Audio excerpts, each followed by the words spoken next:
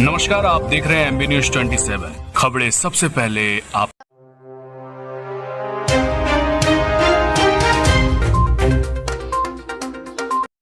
नमस्कार, आप देख रहे हैं एमबी न्यूज 27। मैं कुमार अश्मित। आज मैं आया हूं कटिहार के प्राणपुर के विधानसभा क्षेत्र शीतलपुर में, और यहां पे हमारे साथ हैं जो किशोर मंडल जी, जो कि प्राणपुर विधानसभा क्षेत्र से निर्दलीय प्रत्याशी के रूप में खड़े हुए हैं एमबी न्यूज 27 की तरफ से। आइए उनसे बातचीत करते हैं और जानते हैं कि वो अपने प्राणपुर विधानसभा क्षेत्र के लिए क्या क्या कर सकते हैं और क्या। सबसे पहले उनका परिचय लेते हैं। बताइए सर अपना। मेरा नाम किशोर मंडल है और हम प्राणपुर विधानसभा क्षेत्र के अंतर्गत मेरा घर है और इस क्षेत्र के अस्थायी निवासी हैं। और विधानसभा क्षेत्र में, प्राणपुर विधानसभा क्षेत्र में हम निर्दलीय प्रत्याशी के रूप में चुनाव लड़ रहे हैं और मेरा चुनाव चिन्ह कप और प्लेट छाप है। जी सर, सबसे पहला सवाल हमारा ये है कि आप प्राणपुर विधानसभा क्षेत्र से लड़ रहे हैं, तो सबसे पहला सवाल आपका इस विधानसभा चुनाव लड़ने का मुद्दा क्या रहेगा? देखिए, प्राणपुर विधानसभा क्षेत्र काफ़ी उपेक्षित रहा है। पिछले 3 टर्म से जो विधायक यहाँ रहे, इसके पहले भी जो रहे, जो काम होना चाहिए, जो विकास दिखना चाहिए, वो दिखता नहीं है। प्राणपुर का जो नाम है वो काफ़ी पीछे चलता है और इसका कोई सम्मान नहीं है। प्राणपुर में चूँकि कोई उस तरह का बड़ा काम नहीं है, इसीलिए प्राणपुर को बड़े स्तर पर नहीं जाना जाता है। मेरा मुद्दा है कि प्राणपुर विधानसभा क्षेत्र बाढ़ प्रभावित क्षेत्र, यहाँ काफ़ी किसान हैं, मजदूर हैं। बाढ़ प्रभावित क्षेत्र होने के कारण यहाँ महानंदा नदी के दोनों तरफ तटबंध बना हुआ है और तटबंध टूटते रहता है, उससे फसल का नुकसान होता है, जिसके वजह से किसान और मजदूर को काफ़ी गरीबी झेलना पड़ता है। इसलिए सबसे पहला मेरा मुद्दा है कि जब हम विधानसभा में जाएंगे, चूँकि जनता का अपार समर्थन हमको मिल रहा है, जब हम विधानसभा में जाएंगे तो पहला काम करेंगे कि बाढ़ से निजात दिलाने का काम करेंगे।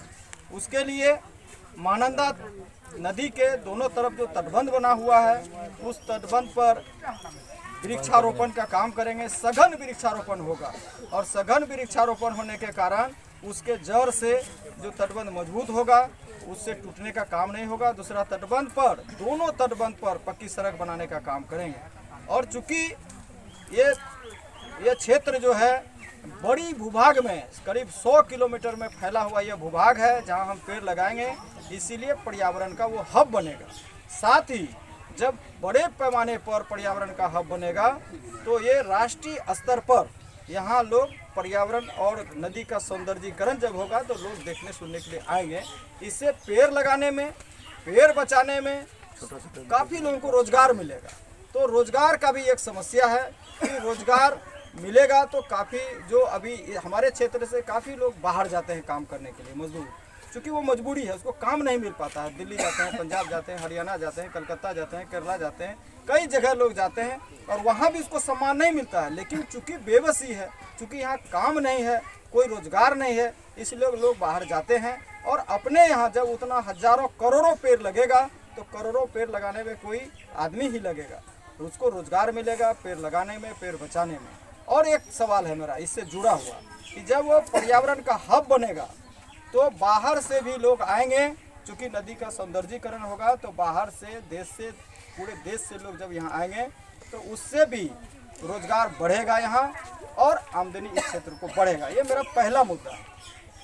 इसके अलावा 2 बड़ा मुद्दा हम लेके चल रहे हैं कि 2 पर्यटन स्थल जो कि हम राष्ट्रीय स्तर पर बनाएंगे। गोरखनाथ धाम बहुत बड़ा क्षेत्र में, बड़े भूभाग में वो है, लेकिन किसी भी नेता को उस तरफ ध्यान ही नहीं गया कि प्राणपुर का नाम राष्ट्रीय स्तर पर अगर हम ले जा सकते हैं तो उसके लिए राष्ट्रीय स्तर का काम भी करना पड़ेगा।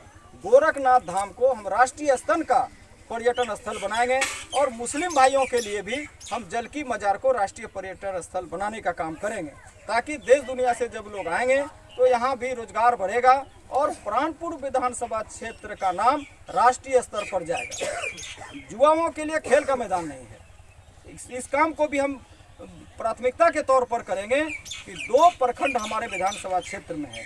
आजमनगर प्रखंड है, प्राणपुर प्रखंड है। दोनों प्रखंड में राष्ट्रीय स्तर का स्टेडियम बनाने का हम काम करेंगे। हमारे यहाँ कोई हॉस्पिटल नहीं है, केवल पीएससी के भरोसे लोगों का जिंदगी चल रहा है, लोगों के जीवन से खिलवाड़ हो रहा है, किसी तरह का इलाज नहीं हो रहा है, कोई डॉक्टर वहाँ नहीं बैठते हैं।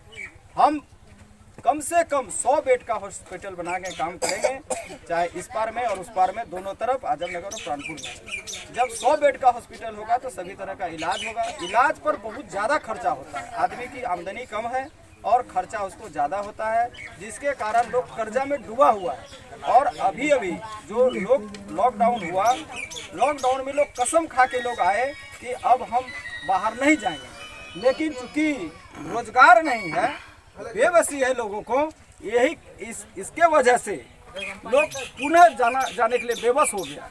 इसलिए यहाँ लोगों को रोजगार मिलेगा और आमदनी जब बढ़ेगा तो उसको बाहर जाने का नौबत नहीं होगा। इसके अलावे अभी बगल में महानंदा तटबंध है, महानंदा नदी बहती है। महानंदा नदी जो आजमनगर प्रखंड से इस पार उस पार जाने के लिए पुल नहीं है, उसको झौवा पुल पार होके जाना पड़ता है। दुर्गापुर घाट से बक्छल्ला जाने की सुविधा नहीं है, नाव पर सालों भर लोग टपता है। वहाँ भी लोगों एक पुल अगर बनता है तो बहुत नज़दीक हो जाता है और लोगों का समय बचता है और ये सुविधा मिलता है। इसके अलावे प्राणपुर जो विधानसभा क्षेत्र है, उसका जो भौगोलिक क्षेत्र है और उसका जो सामाजिक ये है समीकरण है, उस सामाजिक समीकरण को मेरा ये रहेगा कि किसी भी सूरत में किसी भी अपराधीकरण को सामाजिक समरसता बिगड़ने का मौका नहीं मिलेगा और यहाँ सामाजिक समरसता बना हुआ रहेगा। तो मेरा अंतिम सवाल था कि आप प्राणपुर विधानसभा क्षेत्र से अगर जीतते हैं तो यहाँ पे आप यहाँ प्राणपुर विधानसभा क्षेत्र के लिए आप क्या क्या कर सकते हैं? एक तो हमने पहले बताया कि पर्यावरण का हब बनाएंगे, दूसरा हमने बताया कि स्वास्थ्य पर एक बड़े हॉस्पिटल बनाने का काम होगा, तीसरा स्टेडियम बनाने का काम होगा, चौथा यहाँ टेक्निकल कोई कॉलेज नहीं है, कोई टेक्निकल इंस्टीट्यूट हमारे यहाँ नहीं है। हमारे यहाँ का छात्र पढ़ना चाहता है लेकिन पढ़ने के लिए उसको बाहर जाना पड़ता है, इसीलिए यहाँ टेक्निकल कॉलेज भी खुलेगा, जैसे इंजीनियरिंग कॉलेज हो गया, पॉलिटेक्निक कॉलेज हो गया, ITI कॉलेज हो गया। इस तरह का जो टेक्निकल कॉलेज है वो भी खुलेगा।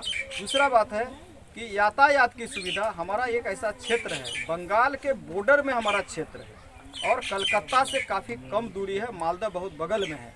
अगर 4 लेन यहाँ बनता है तो 4 लेन बनने से यातायात का सुविधा तो मिलेगा ही, इसके साथ से बड़े पैमाने पर लोगों को वहाँ रोजगार मिलेगा। जब 4 लेन होगा तो ढाबा वगैरह खुलेगा, बहुत सारा बिजनेस डेवलप होगा और यहाँ लोगों को सुविधा मिल जाएगा। रोजगार नहीं मिल पाता है। मेरा एक और उद्देश्य है जो लिफलेट में हमने लिखा है कि हमारे यहाँ माता बहनों को अगर हम ट्रेनिंग देते हैं, वोकेशनल ट्रेनिंग देते हैं, ट्रेनिंग देने के बाद उसको हम रोजगार दिलाते हैं। प्रधानमंत्री का भी ये नारा है कि लोकल हो वोकल हो, लेकिन नारा से काम चलने वाला नहीं है, वो केवल खोखला नारा है।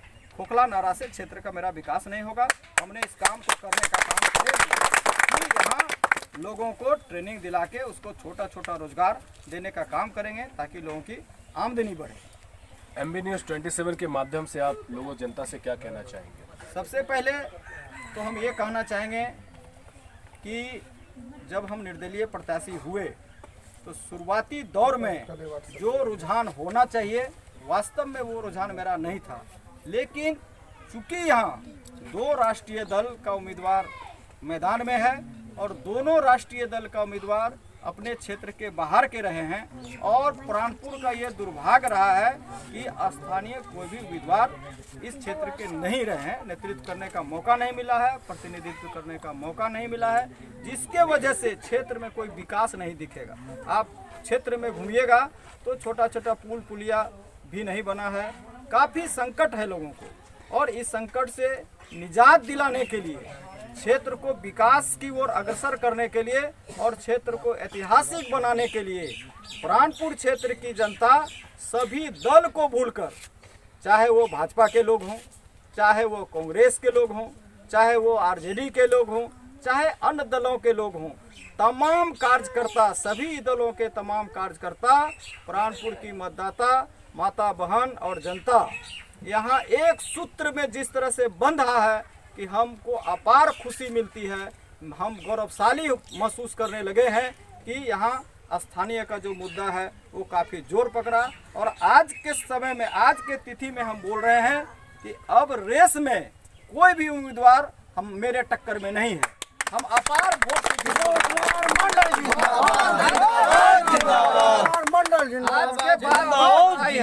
आज तक हम चुनाव जीत रहे हैं।